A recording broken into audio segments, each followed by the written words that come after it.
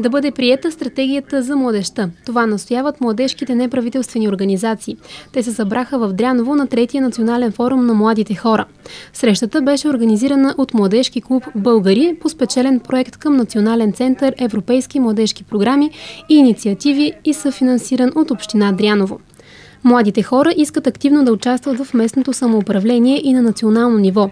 Те настояват да имат своя позиция по отношение на проблемите в общините, както и да имат правото да вземат решения за преодоляването им.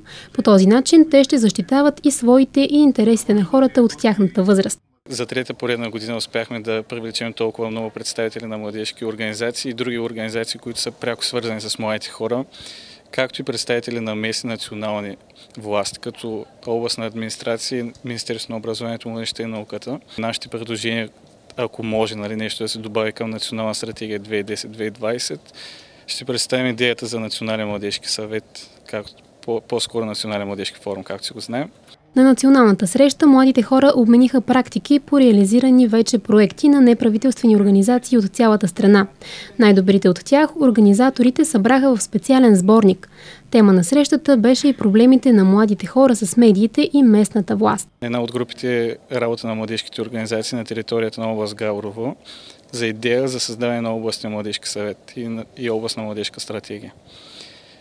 Тази идея ние инициираме и надявам се колегите, които са от Габрово, Севлиево и Вотряна да ни подкрепят. Става много интересен диалог във връзка с това точно какво представляват медиите според младите хора и какво според медиите всъщност са медиите. Установихме, че има доста големи различия, може би на моменти заради това и младежките организации не са в полезрението на медиите. И въобще самия факт, че 130 човека си поделяха мненията по този въпрос беше също голямо предизвикателство. Все пак това, до което достигнахме е, че като цяло медиите може би малко повече внимание трябва да обръщат на младите хора и заради това е добре, че има медии като РВ, които постоянно отразяват младежките събития. Участниците си създадоха полезни връзки между представителите на младежките групи, ученическите съвети и неправителствените организации. А за да не скучаят, организаторите им бяха подготвили много изненади и забавни спортни състезания. Най-активните участници във форума бяха наградени от кмета на община Дряново Иван Николов.